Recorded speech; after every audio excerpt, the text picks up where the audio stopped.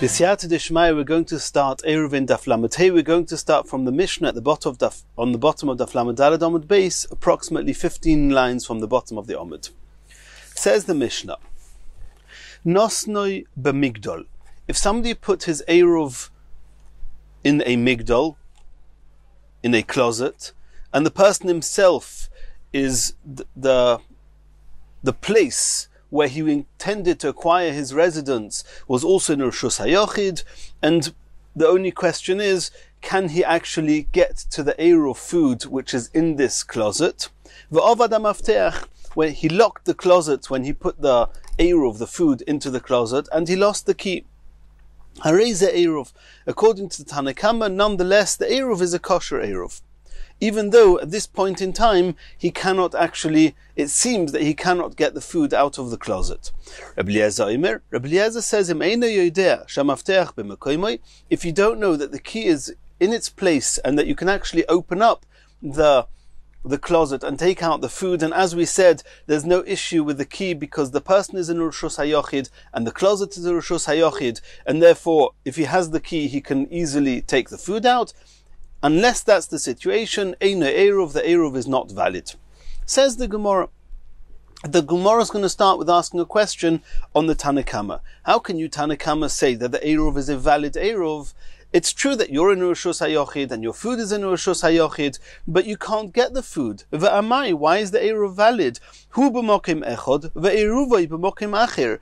Even though, halachically speaking, maybe you're in the same domain, in the same Rishus, but because you cannot get there, it's as good as if you are not in the same Rishus, because you cannot reach the food that you're supposed to get to. Hu b'mokim echod, ve'eruvai b'mokim acher hu.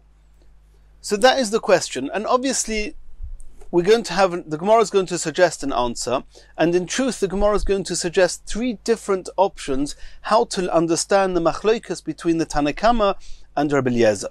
The Tanna Kamma say that an Eirov in a closet and you've lost the key is a valid Eirov. Rabbi Eliezer says it's not a valid Eirov. Let's see. So the first explanation the Gemara is going to give us is from Rav Shmuel. Rav Shmuel d'Amr Tarvayu Hacha b'migdol shel Lubeinim oskinon. We're talking here about a type of closet which is made of stones, and we'll soon see that since it's made of stones, it's made of a type of stones which is very easy to demolish. And then Rashi obviously adds in, and it's an important point, since it's easy to demolish, pulling down such a closet would not involve an avera of stira, of demolishing, and therefore that's going to be the machlokas. V'Reb Meir he d'Omar poiches lekatchila v'noitel. According to Reb Meir, he says that such a type of closet that does not involve a biblical issa of demolishing, you're allowed to even lekatchila demolish it on Shabbos. And therefore, even though you've lost the key, that doesn't mean you cannot get to the food. You can just break the closet and get the food. And since even halachically speaking, you can get to the food even without the key, the Eirov is valid, according to the Tanna Kamma. Where do we see this? Ditnan. We learned in the Mishnah. Bayis shemil eyu peiros, if you have a room, a house full of fruits, full of produce, sasum, and the home is locked, it's closed. V'nifchas, and then somehow an opening was made on Shabbos, noitel mimokim apchas. Even though when Shabbos came in, you could not reach those fruits, and we may have thought that they are muktzah. No, you're allowed to enter from the opening and take the fruits and eat them on Shabbos, and there's no issue of muktzah. Reb Meir says not only if it gets broken open, you're allowed to use the fruits, you can actually go and break an opening into this bayis and take out the produce, even lekatchila. And this Reb Meir is what is our Tanna Kamma of our Mishnah, according to Rav Shmuel, that says that since you can break open this migdol, therefore the Eirov is a valid Eirov.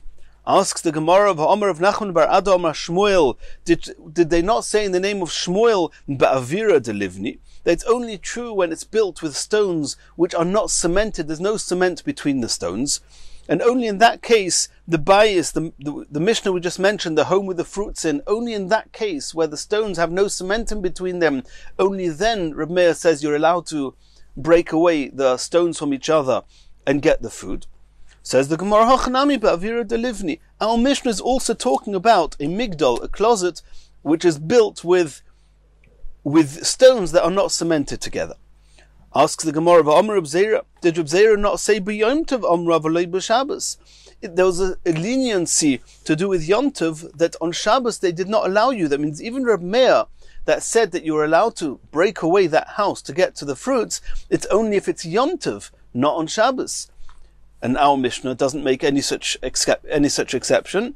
Says the Gemara, Hachanami b'Yom Tov, will say that our Mishnah is talking about on Yom Tov, and therefore, since we're talking about only on Yom Tov, and only a type of migdal that's made of stones that are not cemented, therefore, according to Reb Meir, you're allowed to break away these stones, and therefore the Chachamim say that the Eruv is a valid Eruv, even if you've lost the key. Ihachi, if you're going to say that we're talking about on Yom Tov, and as we just explained, Hainu Diktonya Lo, it was said in relation to this Mishnah that Rabbi Eliezer Omer, in Be'ir, there's a Brisa. The Brisa says, and the Brisa was associated to this Mishnah, that actually makes a difference between whether you lost the key in whether this Eruv is in the city or whether it's in the fields. And the Brisa is actually talking about Rabbi Eliezer. Rabbi Eliezer said in our Mishnah that the Eruv is not a good Eruv if you've lost the key. The Brisa says that Rabbi Eliezer Omer, in Be'ir Ovad, if the key was lost in the city, Eruv Eruv, then the Eruv is a good Eruv. V'im Besode Ovad, ein Eruv Eruv. And there's a discussion whether this Rabbi Eliezer in the Brisa is the same Rabbi Eliezer in the Mishnah, because Rabbi Eliezer in the Mishnah just said the Eruv was not valid. He didn't tell us that it's only if you lost the key in the field, not if you lost the key in the city. Now that's a discussion in Rashi, we don't need to go into that here. But either way, the Brisa that was associated to this Mishnah was talking about a difference between whether you lost the key in the city, and then it's okay, and if you lost the key in the field, then it's not okay. And it says the Gemara, and the Gemara is then asking, if you lost the key in the city, then the Eruv is a good Eruv. Why? Because Rabbi Eliezer holds like Reb Shimon, that we've seen early on in the Masechta. Reb Shimon says that within the city where there is a way of getting the key from one place to the next, if you find the key in a chotzer or in a karpeif or in other open type of areas within the city, even though they belong to different people, but since they are not Roshos Harabim, you can actually carry from one to the other.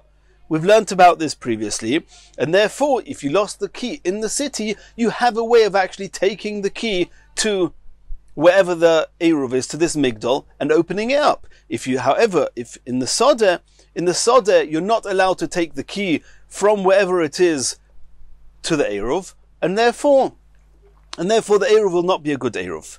And the Gemara is now asking, V'ibi Yom Tov, if this Mishnah is talking about Yom Tov, Mali Ir, Mali Sodeh, what's the difference between a city and a field? You're allowed to carry on Yom Tov. The restrictions of carrying are only on Shabbos, not on Yom Tov, so what should be the difference? So you see from this Brisa that says that the difference between Shabbos and Yom Tov, that the Mishnah, which the Brisa is going on this Mishnah, the Mishnah is not only talking about Yom Tov. And how can you explain the Mishnah saying that it follows Reb Meir, that you can break open the bayis, and Reb Zera said that's only mutar on Yom Tov? Says the Gemara, Chisure mechser v'hochiktani. You have to read into the Mishnah as follows. Nosnu b'migdal v'noal b'fonav, if you put the Eruv into a closet, into a migdal, and you locked it, v'ovad ha'mafteach, and you lost the key. Harei the Eruv is a valid Eruv, and as we saw, the reason it's a valid Eruv is because the Tanna Kama holds like Reb Meir, that you can break open this migdal because it's made of the types of stones that are not considered demolishing. But this is only true according to only on Yom Tov, as Reb Zera explained. Aval b'Shabbos, however, if it's on Shabbos, ein Eruv or Eruv, even according to the Chachamim, the Eruv is not a valid Eruv. Nimtza mafteach, however, if at any point on Shabbos you find the key, bein be'ir, bein besodeh, irrespective of whether you find the key in the city or irrespective of whether you find the key in the city or if you find it in the sodeh, Ein Eruvoy Eruv, the Eruv is not valid, because the Tanakama do not hold the Reb Shimon, and they say that even if you find it in the city, you're not allowed to bring the key to where the Migdal is on Shabbos. And therefore the Eruv is not a good Eruv. Rabbi Eliezer Omer, Rabbi Eliezer says, Be'ir, if you find the key, we're talking only about Yom Tov, you find the key in the city, Eruvoy Eruv, then the Eruv is an Eruv, because he holds, like Reb Shimon, that you can transport the key on Shabbos within the city. But Soda ein Eruvoy Eruv. If you find the key in the Soda, in the fields, then you're not allowed to, then the Eruv is not valid. And all this is talking about Shabbos. If it's on Yom Tov, the Eruv is a good Eruv. Be'ir, Eruvoy Eruv, Kereb Shimon. The reason that if you find the key in the city, the Eruv is valid is Kereb Shimon, because he follows Reb Shimon de Omar, Echod Gagois, irrespective of whether it's the rooftops, ve'echod chatzeros, or the courtyards, ve'echod karpifios, or the other open enclosures, which we've learnt about, reshus achashem, that they are considered a single reshus, even though they belong to different people, regarding lekalim, those kalim sheshavsu b'toichon, those kalim that when Shabbos came in, they were not in the homes, they were either in the chotzer, the karpef, or on the roofs, then it's all the roofs, chatzeris, and karpifos are all considered a single reshus, and you can carry from one to the other. However, besodeh, if you find the key in the sodeh, ein eruv eruv, the eruv is invalid. K'Rabbanon, he holds like Rabbanon, and the Rabbanon say that anything which is osir to do on Shabbos, it's also osir to do bein hashmoshes, not like Rebbe, and since the key is in the sodeh, then even bein hashmoshes, you're not allowed to carry it from the sodeh to where this migdal is, even pochis midalad amis, even walking less than 4 amas, stopping, walking another, again less than 4 amas, which according to Rebbe, who will hold that since the issa to do that on Shabbos is only midrabanon, then bein hashmoshes would be mutter. But over here, according to Rabbi Eliezer, follows the Rabbanon that says that since it's also on Shabbos, it's also also bein hashmoshes, and therefore the eruv is not valid. And there's a lot of discussion here. Is this exactly the reading of the Gemara? Is this the version of the Gemara we should be following? But this is the basic reading of the Gemara. Continues the Gemara. So we saw till now, Rav Shmuel explained our Mishnah. The Chachomim say the Eruv is a good Eruv, even though you lost the key. Rabbi Eliezer says it's not a good Eruv. We're talking about a migdal made with stones that you're allowed to demolish on Shabbos, according to the Chachomim. The Chachomim hold like Reb Meir, you're allowed to demolish them, and therefore the Eruv is a valid Eruv, because you can get to the food even without a key. According to Reb Eliezer, you're not allowed to demolish it. They don't hold like Reb Meir, and therefore you cannot get to the Eruv, and therefore the Eruv is not valid. That's how Rav Shmuel explained our Mishnah. Now we're going to have another explanation. Rabba and Rav Yosef to Amr Tarvayu, Rabba and Rav Yosef both gave another explanation, a different explanation. Hacha b'migdal shel eitz askinon. We're not talking about a closet made of stones, as we discussed. Till now, we're talking about a closet made of wood. And this closet was more than 40 sa, which means it could contain more than 40 sa of liquids. And generally speaking, we're about to discuss that a little bit, but the general understanding is that those utensils that within, put it this way, in the halachas of Tumah and Tara, a utensil which contains less than 40 sa is small enough that can even be carried when it's full without breaking, and therefore it's considered a utensil even that size. However, from 40 sa and up, which is a type of utensil which is so big that you cannot transport it when it's full without breaking it, it's not compared to sack, which is mentioned in the Pasuk, which sack is always transported when it's full, and therefore such a type of utensil is not considered a utensil regarding the halachas of Tumah, and we normally take it for granted that that's across the board. For example, breaking kalim on Shabbos, according to many, we'll soon see, it's a machlokes later on in the Mishnah, that breaking a kli, demolishing a kli, a utensil, might be mutar on Shabbos. Demolishing something that is not considered a utensil, something that's considered an oihel, a tent, a structure, that would be asa. It's called demolishing. So we normally take it for granted that a type of utensil that is less than 40 sa is considered a kli in Hilchas Shabbos. A type of utensil which holds 40 sa or more is not considered utensil, and demolishing it will be osur on Shabbos. Here we're talking about a closet, which is a utensil, it's something that's movable, and we're talking about a very big one. We're talking about one which can contain 40 sa. The Marasova, the Tanakama hold Kelihu. Even though it can contain more than 40 sa, it's considered a Keli, and at least regarding the halachas of demolishing on Shabbos, ve'ein binyan b'kelim, ve'ein stira b'kelim. There's no prohibition, or no biblical prohibition of building kelim on Shabbos, and there's no biblical prohibition of demolishing kelim on Shabbos. And since, according to the Tanakama, it's called a kli, a utensil, you're allowed to demolish it. If you can demolish it, then even if you lost the key, you can just break open into the migdal and take out the eruv, and therefore the eruv is valid. Umar Sovar, however, Rabbi Eliezer holds oihelhu. Since it's such a big kli, it's considered an oihel, a structure, a tent, let's call it, and therefore demolishing it will be osur. Since you're not allowed to demolish it, you cannot get to the food. You cannot get to the food. The eruv is not valid. And the Gemara then says, "Ubeplukta dehani tanoi." We find elsewhere there's a machlokus. This argument whether such a large kli is considered a kli, or if it's considered an oihel, a structure, a building, so to speak, is actually a machlokus tanoim elsewhere. Ditnan we learned in a Mishnah, and that Mishnah is regarding a zov. We know that a zov, which is a very severe type of tumah, anything he touches becomes tumah. Not only anything he touches, anything he moves, even if he doesn't touch it. If he causes something to move, then it's also going to become tomei. So says the Mishnah, Hikish al gabe shida teva migdal. And this Mishnah is talking about the tumah called heset, the tumah called moving, not the tumah called touching. So we're talking here about that the zov, for example, is wearing gloves, which means he's not directly touching whatever he's going to be touching now, but he is going to be moving it. So it's not going to be tumas maga, touch, it's going to be a tumah of movement. Hikish al gabe shida teva or migdal.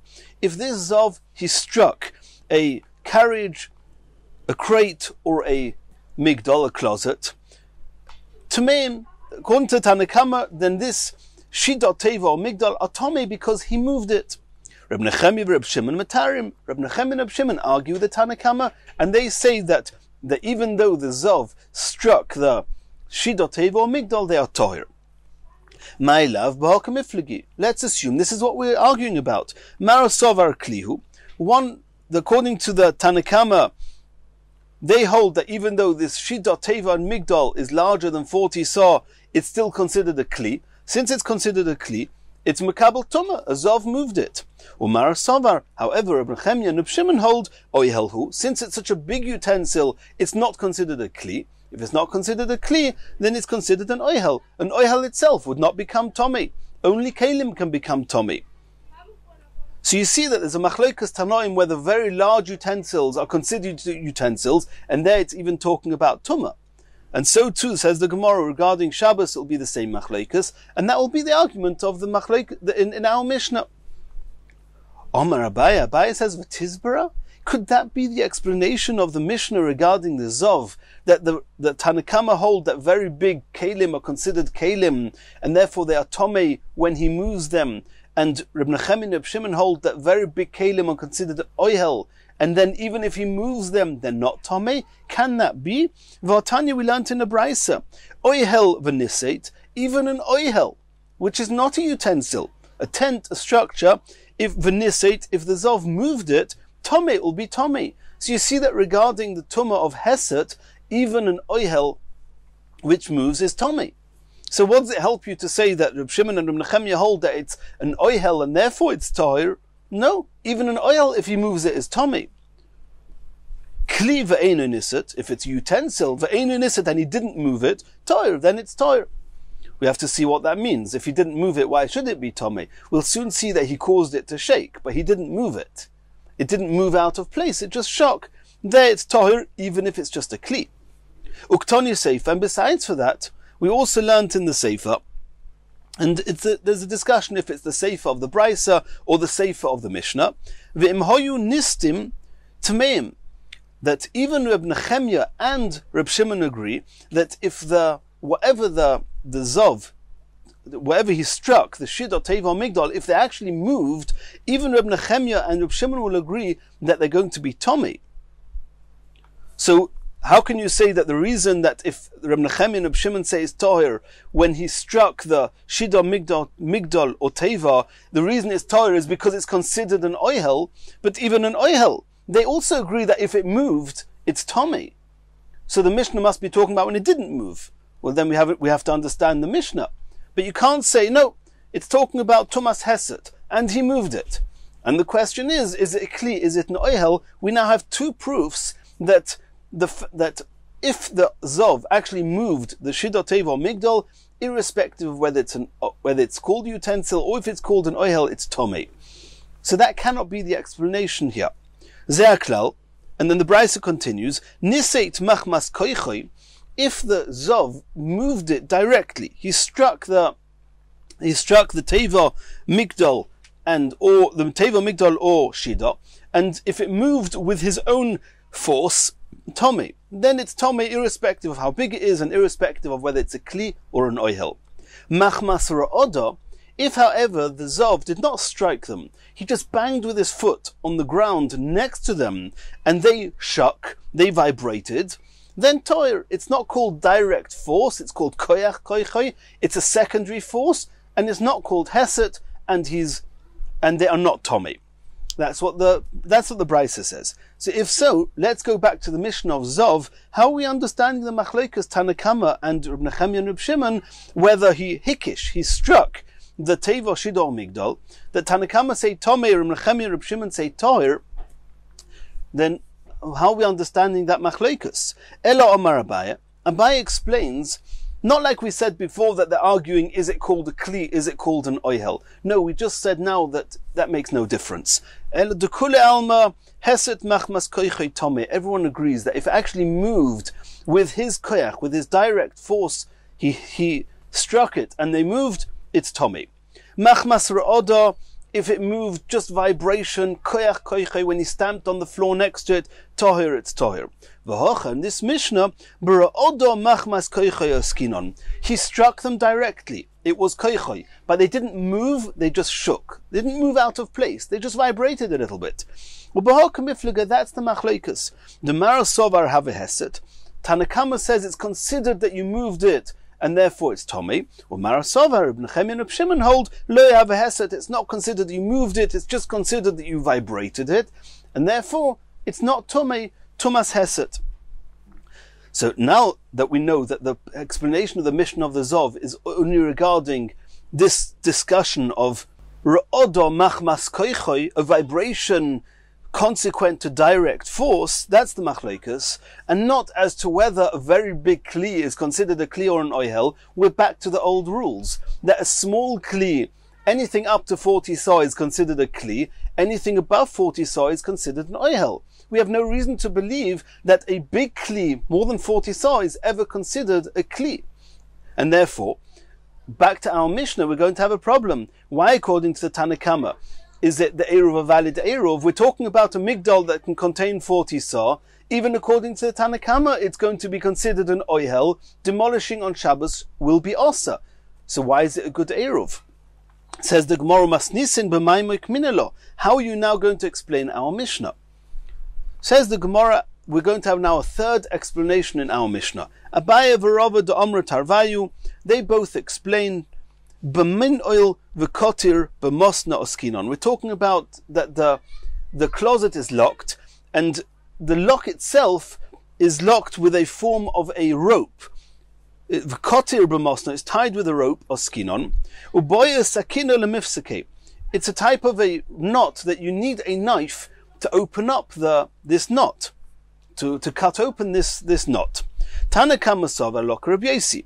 The Tanakama hold like Rabbi Yosi de Omar kol hakelim nitlim b'Shabbos. They say any kli which is used leheter, you're allowed to move on Shabbos. Chutz mi mosar agodol v'yeset shel machresha. Besides for a saw, a very big saw, or the knife part of a plow, which that is completely muktzah, and we've discussed in Masechas Shabbos the details of this, when you're allowed to use different kelim, depending on what you want to use them for. L'tzorech davar hamutar, you're allowed to use all kelim besides for these two. And over here it's called a tzorech of a davar hamutar. There's no isser to break open a knot, because you're destroying the knot, you're destroying the rope, and therefore in and of its own cutting it is not a problem. The question is only whether the knife is muktzah. The knife is not muktzah, and therefore you're allowed to use the knife to cut it open. You can get to the Eruv, and therefore the Eruv is valid. Rabbi Eliezer says, Reb Nechemya, he holds like Reb Nechemya de Omar afilu talis, even a garment, afilu tarva, the type of a spoon, a ladle, ein nitlin elo l'tzorech tashmishon, you're only allowed to use them, not only it has to be a davar hamutar, you're only allowed to use it for the very purpose that they were designated for. A talis is there to be worn, a tarva, the spoon, is there to use as a spoon. A knife is used to be cut food, to cut bread, to cut fruit, not to cut knots, not to cut ropes. And therefore, according to Reb Nechemya, it's muktzah. And therefore, since it's muktzah, you can't cut the rope open. Not because of the rope, but because of the knife. And since you're not allowed to move the knife for this use, you cannot get to the Eruv, it's invalid. And here the Ran explains that Rabbi Eliezer, according to this explanation, must be following the Rabbanon that says that even though the Is of Muktzah is only midrabanon, it's also even bein hashmoshes at the time where the Eruv was supposed to become valid, and therefore according to Rabbi Eliezer, the Eruv is invalid. Those are the three explanations we had to the machlokes in our Mishnah. Continues the next Mishnah. Nizgalgel chutz letchum. Let's just recap. What is a tchum? What is an Eruv tchumin? A person whose house, let's call his home A. He wants to walk to B.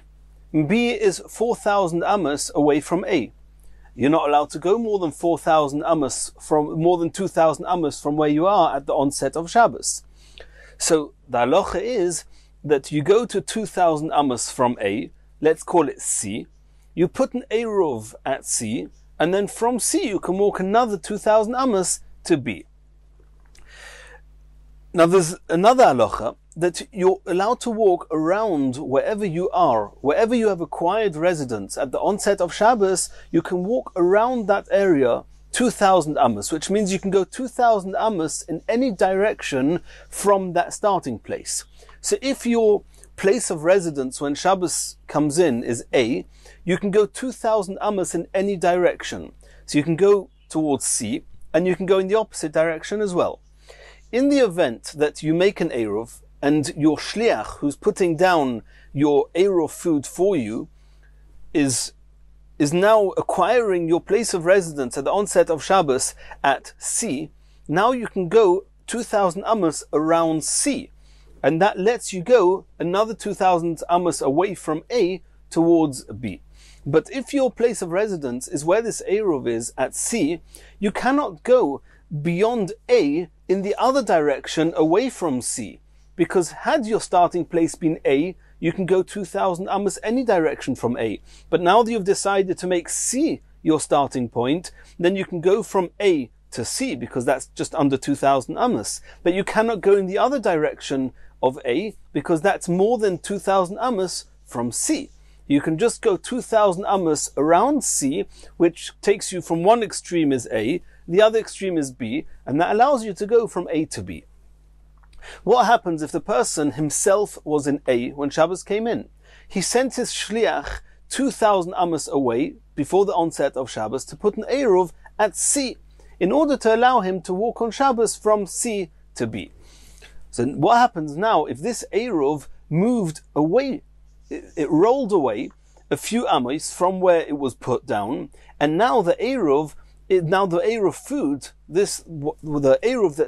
the food you've put down that was supposed to be representing you, representing the owner, in order to, so to speak, that is his place of residence, if that rolled away a few amos, it's now more than 2,000 amos away from where the actual owner is at A. And now A cannot go to that food when Shabbos comes in, because the food is more than 2,000 amos away from A. So irrespective of whether your starting point is C or your starting point is C or your starting point is A, either way you have a problem because the two of them are more than 2,000 amos away from each other now. So says the Gemara, says the Mishnah, Nizgalgil chutz l'tchum. If the food rolled away from the tchum, from the 2,000 amma point, if the eruv at C rolled away, further away from A, and is now outside the 2,000 amma line, or nofalolov gal, if a heap of rubble fell on top of the eruv, which would mean that you cannot get to this eruv on Shabbos, or nisraf, or the eruv food burnt, or in the event that it was truma, v'nitmeis, it became tomei, and then nobody, even a kohen, cannot eat truma tomei. Mib oidyoim. If any of these happened before the onset of Shabbos, einoi eruv, the eruv is invalid. Mishet chashecha. If, however, for the duration of bein hashmoshes, twilight, everything was okay, and only after after it became fully dark, only at that point something went wrong with the eruv. Hareza eruv, as we've learned a number of times, the point in time when an eruv becomes valid is bein hashmoshes. If in the entire duration of bein hashmoshes the eruv is valid, then you can even eat the eruv. It doesn't matter what happens to it. Continues the Mishnah. Im sofik. What happens if you have a doubt if any of the above happened before the end of bein hashmoshes or after it became dark, after the end of bein hashmoshes? Reb Meir, Reb Yehuda oimrim harei chamar gamal. Reb Meir and Reb Yehuda say that you have to treat it as a sofik. What's a chamar gamal? Chamar is a donkey rider. A gamal is a camel driver. It's very common, what normally happens is that a person that is leading a donkey, the donkey walks ahead of the person. When a person is leading a camel, the person is leading the camel is behind him. So if a person is at the same time trying to ride or trying to lead also a donkey, also a camel, he's being pulled forwards by the donkey and backwards by the camel, and he's stuck in the middle. So Reb Meir Reb Yehuda says the same applies here, that this is a halacha where of chamar gamal.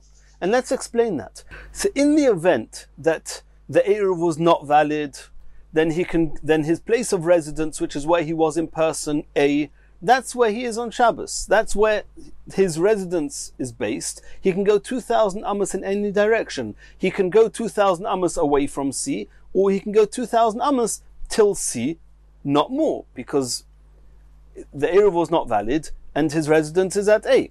However, if the eruv was valid, then his residence is considered as being at C. He can go in one direction towards A and in the other direction towards B. But he cannot go beyond A, away from C, because that's more than 2,000 amos from C. Being chamar gamal means that you don't know if the eruv was valid, and therefore you're only allowed to go from A to B. From A to C, sorry. You cannot go from C to B, because maybe the eruv was not valid. You cannot go from A further away from C, the other direction. You cannot do that because maybe the eruv was valid.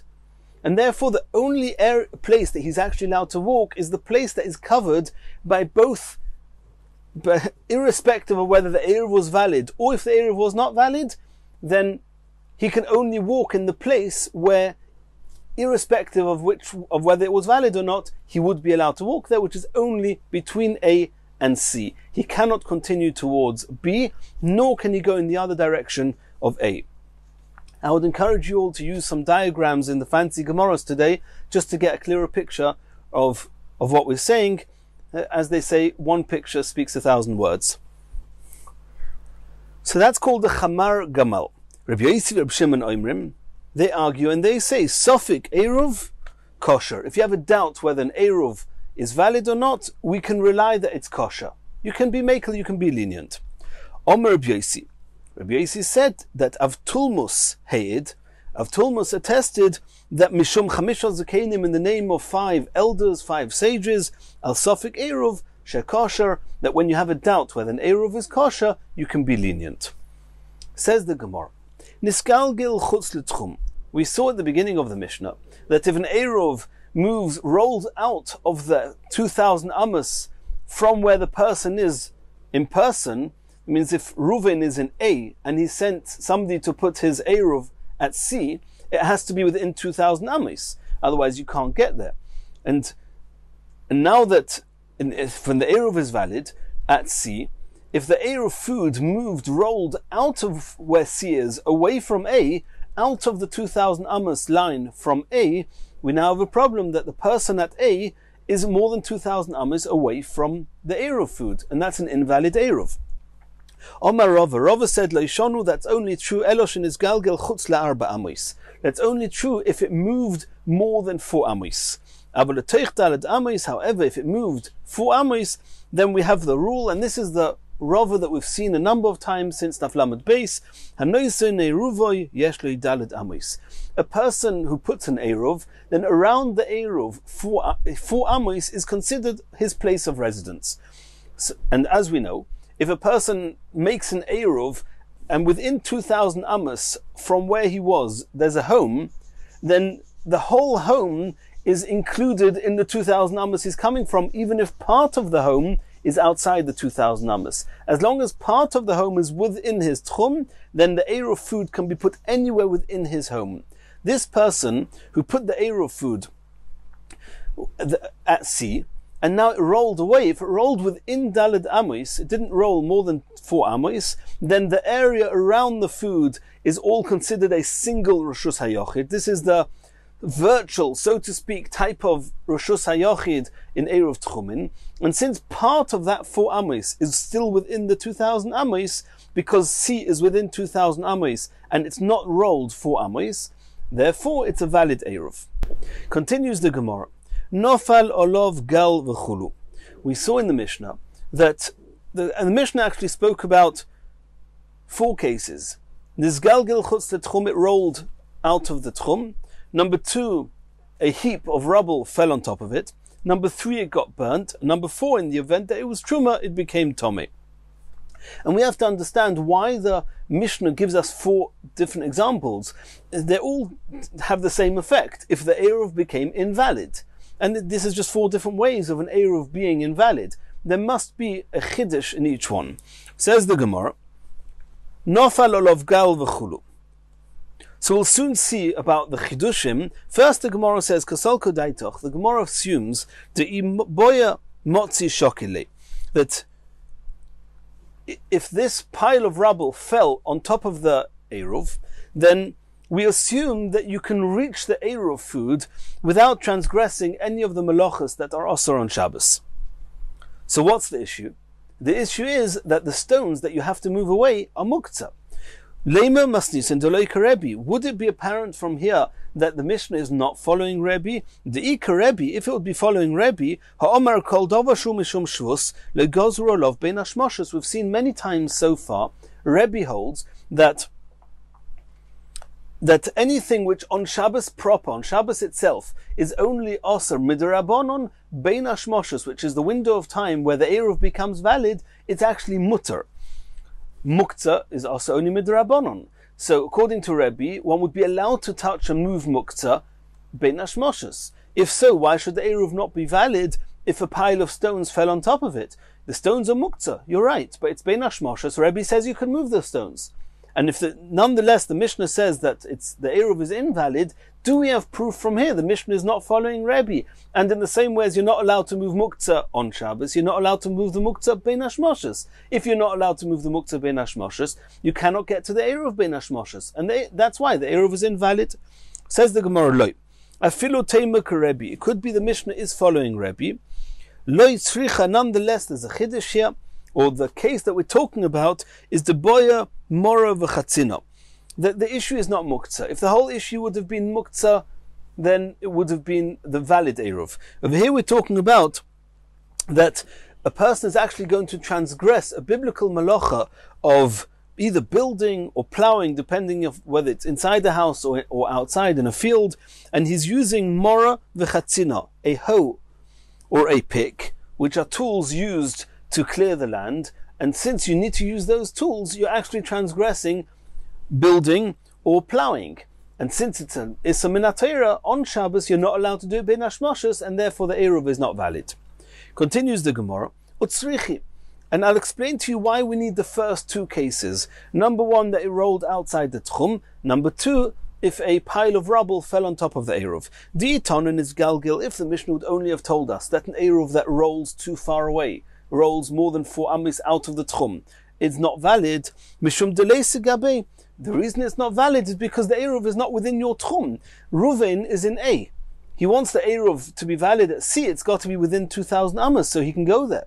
If it's outside 2,000 amas, he cannot go there, and the Eruv is not valid.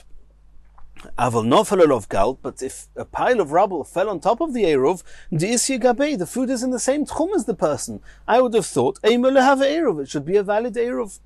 V'itana, and if it would have only said nofalolov gal, if it would only have told us that if the pile of rubble falls on the Eruv, it's not a valid Eruv, mishum demichsi, then we would have said that the reason it's not a valid Eruv is because it's totally hidden, it's covered over, and it's as if it's not here. Avol nizgalgil, but if it just rolls away a little bit, zimnin de osizika, sometimes the wind will can come, umaisile, and actually bring it back in the tchum. It's not covered over, hidden and out and gone. It's there, it's just a little bit moved away. The wind will bring it back. And then you'll be able to go to the food, and it will be a valid Eruv. Eimele have a Eruv, therefore I may have thought that in that case it is a valid Eruv. Tzricha, that's why the Mishnah has to tell us both cases, that irrespective of whether it's just covered but within the tchum, or whether it's not covered and it's outside the tchum and it could roll back in both cases it's not a valid Eruv.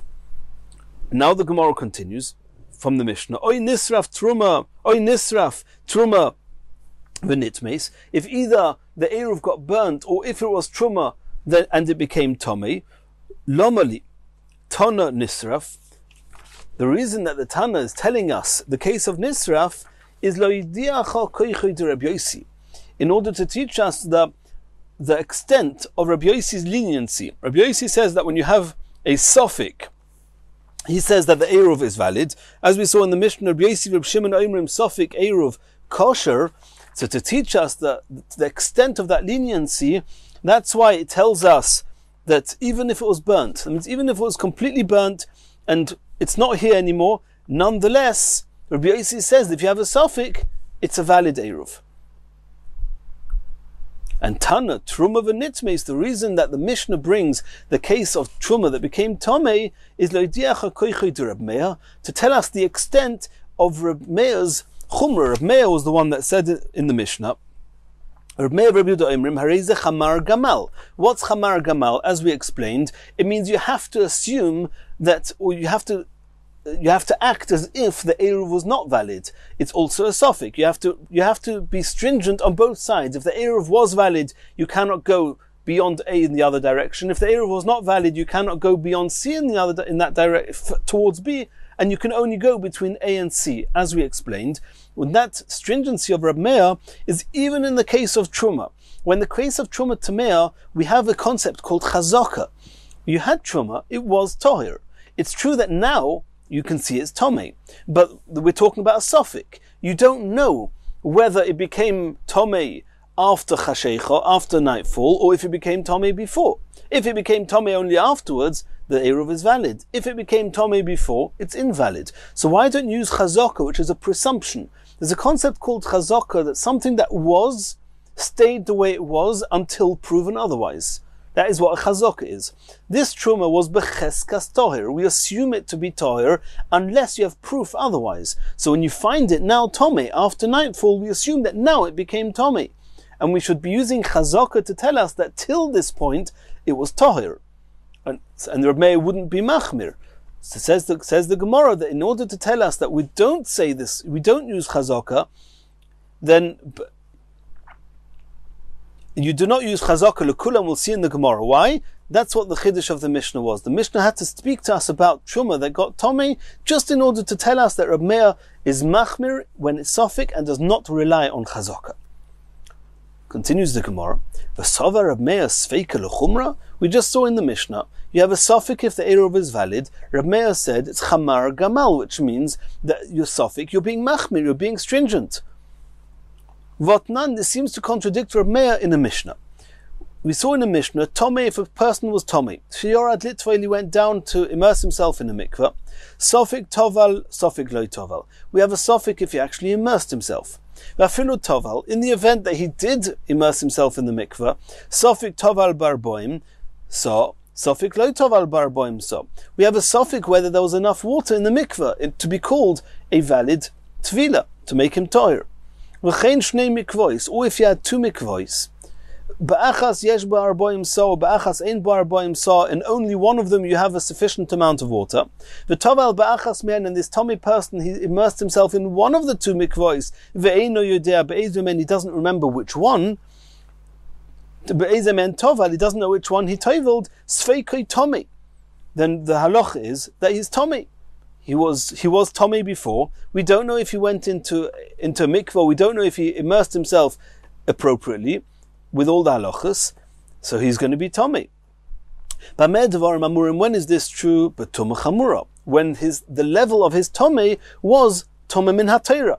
Aval Batumah Kalo. However, if he's only Tommy midirabonon, Kagoyin, for example, she'ochal oichlin tameim, if he ate Tomei foods, where even though normally foods cannot make a person Tomei, but we saw earlier on in the Masechta that if a person eats more than a certain amount of Tomei foods, he becomes Tomei midirabonon. Or v'shosa mashkin tmeim, or he drank beverages that were Tomei. V'habor roishev rubi b'mayim shuvim, or if he immersed himself in his head and most of his body in drawn water. Or if 3 lugim of drawn water fell or was poured on top of his head. And these are all halachas that we've seen in Masechas Shabbos at length at the beginning of Masechas Shabbos. In all these cases where he's only Tomei midirabonon, v'yorad litvail, and he went down to the mikveh. Sofik toval, sofik lo toval, we don't know if he toveled. Or vafilu toval, even if he did tovel, sofik toval barboim sa, sofik lo toval barboim sa, we don't know if there was 40 sa. The same sveik as we saw before. V'chein shnei mikvois, so if you have a case of two mikvois, ba'achas yesh barboim sa, ba'achas ein barboim sa. We know there were two mikvois, only one of them had enough water. V'toval ba'achas men, and he toveled in one of them. Ve'enu yodea be'eze men toval. He doesn't know in which one he immersed himself. Sfeikoi tohir. This is the stoma. It's the anonymous Tanakama, which is always Reb Meir, and he says tohir. So we see here that if it's min HaTorah, he's machmir. If it's midrabanon, he's tohir. Rabbi Yosi Metame, Rabbi Yosi says that in all cases, even where he's only Tomei midrabanon, it's Tomei. He's machmir. So we have a question. Tchumen, the requirement to make an eruv tchumen, we're assuming now is drabanon. And since it's drabanon, in our Mishnah, where we have a suffix with tchumen, and it was Reb Meir and Reb Yehuda who is machmir, Reb Yosi and Reb Shimon are more lenient. And here we have a Mishnah with a suffix of tvila, where the person was only midrabanon tomei, and here we have exactly the opposite. Reb Meir is machmir, and Reb Yosi is mekel. So we have a contradiction in Reb Meir, contradiction in Reb Yosi. So the contradiction of Reb Yosi we're going to see on Daf Lamed Vav. The contradiction in Reb Meir, says the Gemara, Kasava Reb Meir tchumin doiraisa nenu. Reb Meir was one of the Talmidim of Reb Akiva, and Reb Akiva himself in Soita Daf Chav Zayin Amud Beis held that tchumin, the requirement, the issa to go out of the tchum, more than 2,000 amas, and the requirement to make an eruv if you want to go out is a biblical one, and therefore our Mishnah, according to Reb Meir, is a sofik deiraisa. If it's a sofik deiraisa, we understand that you have to be machmir. Like in the Mishnah with Tumah, if the person was Tomei min HaTorah, he has to be machmir, he has to be more stringent. So too in our Mishnah, Reb Meir and Reb Yehuda say you have to be stringent. V'sova Reb Meir tchumin doiraisa? Can it really be that Reb Meir holds that the requirement of making a tchum and the issa to go out of the tchum is only min HaTorah? V'otnan, this seems to contradict another Mishnah, the Mishnah we're going to learn later on Daf Nun Ches at length. Im ein yochei lehavlioi bezu omar Rav Dustoi bar Yanai mishum Reb Meir shomati shemekadrin behorim. And I do not want to go into the details of this now. We're going to learn it at length on Daf Nun Ches. But one of the leniencies with the way that we measure the distance of 2,000 amas from the edge of a city is we take a string, a rope, and that's how they would measure the distances. And in some circumstances, when you have a hill that you have to go over, then we are more lenient and we'd say to the people, you don't need to actually measure the whole slope up and the whole slope down, but you can just, so to speak, assume as if you've bored a hole through the mountain, straight, horizontal, and you're allowed to count the distance that way. And that's what it says, that Mishum Rab Meir Shomati, that Shemekadrin Bahorim, that you're allowed to pierce, so to speak, the mountain, virtually speaking, and it's a leniency. And that Mishnah is talking about measuring Tchum. If you hold that Tchum is min HaTorah, mi mekadrin, can we rely on this leniency that we haven't understood properly? We're going to see it later, but there is such a leniency called mekadrin, a virtually type of piercing the mountain. Can you do that in the event that Tchumin would be min HaTorah? V'omer Rav Nachman Omer Rabbi Baravua. Rav Nachman said, in the name of Rabbi Baravua, that in other cases where we have to measure distances from towns which are min HaTorah, and there it's clear that you cannot use this leniency. Ein mekadrin loy ba'ori miklot, when we're trying to measure the outskirts of an ori miklot, which are the cities where somebody who killed somebody else unintentionally has to escape to, so that the relatives of the deceased should not take their revenge on him, and that's min HaTorah. So the outskirts of this city, when you measure the distances, you do not use the leniency of mekadrin. When measuring distances in the halachas of eglu arufa, when you find a dead person, nobody knows who killed him, they would measure the distances to the various cities around where the dead man was found. And there also, since it's min HaTorah, the measuring, you cannot rely on the leniency of mekadrin. Mipnei she'en shel Torah, because the distances mentioned there are halachas that are biblical halachas. So if Tchumin would be biblical halachas, you wouldn't be allowed to use mekadrin. So how can we say that Mishum Rab Meir Shomati Shemekadrin Bahorim by Tchumin if Rab Meir says that Tchumin is deraisa? Answers the Gemara Loi Kasha. Hardy day, the Rab Meir in our Mishnah that is being more stringent, he holds that Tchumin is deraisa like his Rebbe Reb Akiva. Harder Rabbi, but this that Rabbi Yanai said in the name of Shomati, I heard from Rab Meir that Mekadrin Bahorin, you do use a leniency by Tchumin. That's not his opinion. That's one of his other Rebbes of Rab Meir, and one of his other Rebbes held that Tchumin was derabanan. Daikanami, Diktoni, a little bit of proof to this would be Bezu Omar Abdustoi Bar Yanai Mishum Rab Meir, Shomati Shemekadrin Bahorim Shmamina. When it says what was said in the name of Rab Meir, Shomati, that Rab Meir said, I heard that Mekadrin Bahorim. That is not something I hold of myself. It's not something that my Rebbe Reb Akiva said. I had a different Rebbe and I heard from him that you can be Mekel, because Tchumin is Drabanon according to that Rebbe. Shmamina. So Rab Meir himself holds that Tchumin Doiraisa. There were other people who held Tchumin Drabanon. Asks the Gemara, Veromi Dairaisa Adoiraisa le Rab Meir. So what are we left with? That according to Rab Meir, also in the case of the mikvah, also in the case of the tchum, that he's machmir, because it's a sofik dairaisa. But it seems to be that we have another case where there's a sofik dairaisa, where Rab Meir is not machmir. Ditnan we learnt in a Mishnah. Noga be'echod balayla. If Reuven touched Shimon in the night, Reuven doesn't know if Shimon was alive or dead when he touched him. In the morning, Reuven woke up and saw that Shimon was dead.